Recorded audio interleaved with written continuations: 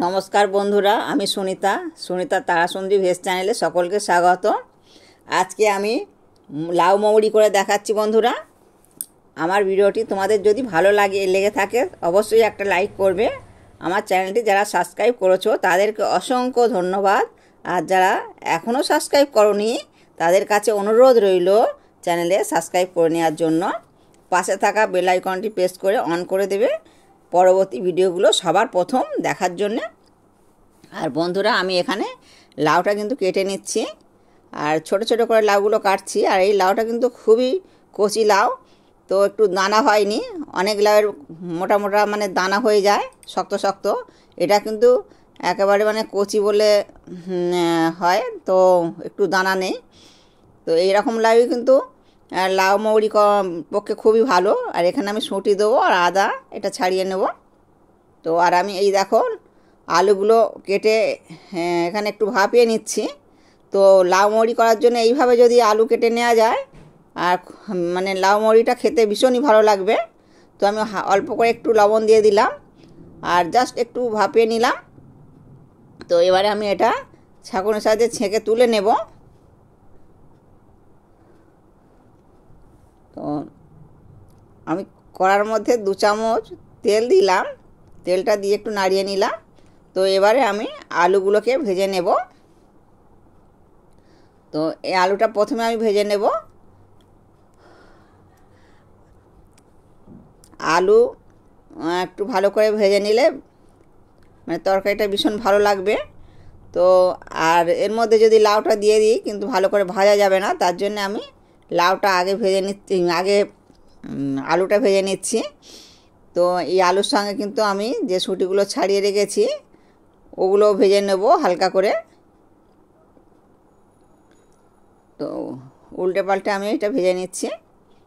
এই দেখো বন্ধুরা, এটা কিন্তু ভাজা হয়ে গেছে। তো এবারে শুঁটিগুলো আমি এর মধ্যে দিয়ে দিচ্ছি। শুঁটিটা একটু হালকা করে ভেজে নিলে বেশ খেতে ভালো লাগবে। আর 2টো কাঁচা লঙ্কা আমি চিড়ে দিয়ে দিলাম।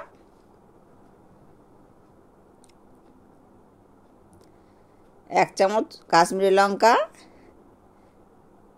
হলুদ 1 চামচ, 1 চামচ আদা বাটা, পরিমাণ মতন লবণ দিয়ে দিলাম। তো মশলাটা দিয়ে আমি ভালো করে কষিয়ে নেব।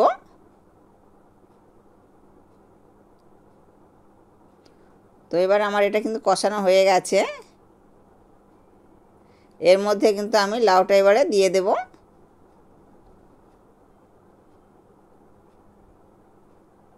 লাউটা আমি ভালো করে কেটে আর ধুয়ে নিয়েছিলাম, তো এর মধ্যে এবারে দিয়ে দিলাম।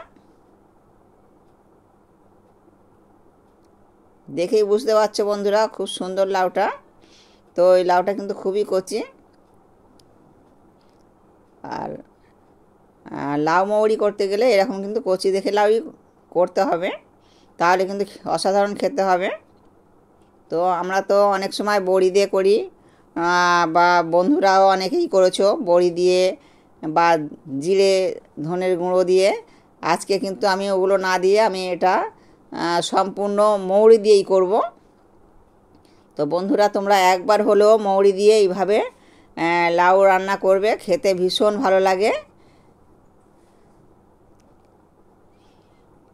আর এটা কিন্তু এই মাঝে মাঝে একটু ঢাকা চাপা দেব, যেহেতু লাউ থেকে অনেকটাই জল বেরিয়ে যায়, তার জন্য কিন্তু আমি একটু মাঝে মাঝেই ঢাকা চাপা দেবো। আর এতে লাউতে কিন্তু আমি খুবই কম জল দেব। আর দেখতে পাচ্ছ বন্ধুরা, এখানে এই দেখো জলটা বেরিয়ে আসছে। তো আমি আরেকটু ঢাকা চাপা দিলে আরেকটু কিন্তু ভালোভাবে লাউটা সিদ্ধ হয়ে যাবে।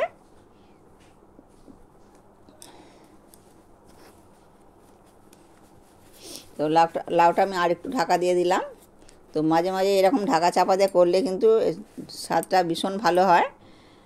আর তো জল অল্প লাগবেও, দেখো অনেকটা কিন্তু সিদ্ধ হয়ে গেছে। তো এর মধ্যে কিন্তু আমি যে জলটা দেবো সেটা কিন্তু গরম জলই দেব।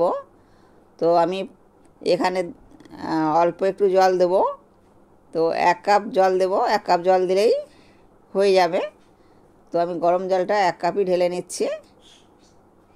তো এতটুকু জল দিলেই হয়ে যাবে। তো এটা আমি এবার ঢাকা চাপা দিয়ে দেবো।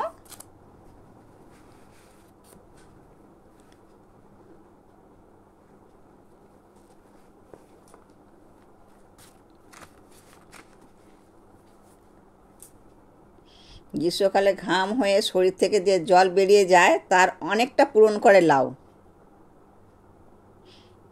কারণ লাউতে জলের পরিমাণ বেশি থাকে, তাই গ্রীষ্মকালে লাউ খাওয়া খুব উপকারী। এতে শরীর ঠান্ডাও থাকে।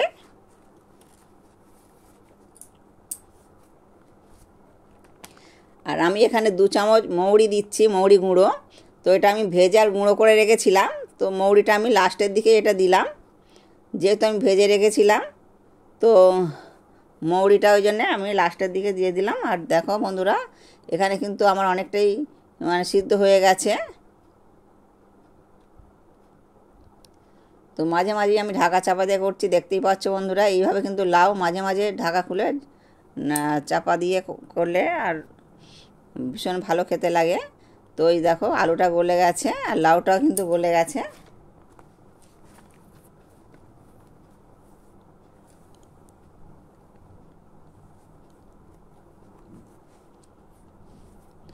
তো বন্ধুরা, আমার একটা ভুল হয়ে গেছে, সেটা হচ্ছে আমি সাঁতাল যখন দিই তখন কিন্তু আমার ক্যামেরা অফ হয়ে গেছিলো। তো তার জন্য কিন্তু আমি সাঁতাল দেওয়াটা দেখাতে পারিনি। দেখো বন্ধুরা, এখানে কিন্তু আমি তেজপাতা, শুকনো লঙ্কা আর মৌরি দিয়ে সাঁতাল দিয়েছিলাম। তো সেটা আমার দেখানো হয়নি, তার জন্য আমি খুবই দুঃখিত। তো এর মধ্যে এবারে আমি অল্প একটু চিনি দেব। চিনিটা দিলে ব্যালেন্স হয়। তো তোমরা বন্ধুরা চিনিটা স্কিপও করে যেতে পারো। আর সিকি চামচ গরম মশলা দিয়ে দিলাম।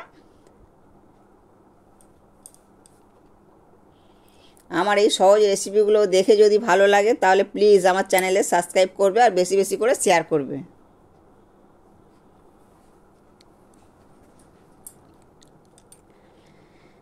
আর বন্ধুরা ভালো থাকবে। ভিডিওটা এখানেই শেষ করলাম।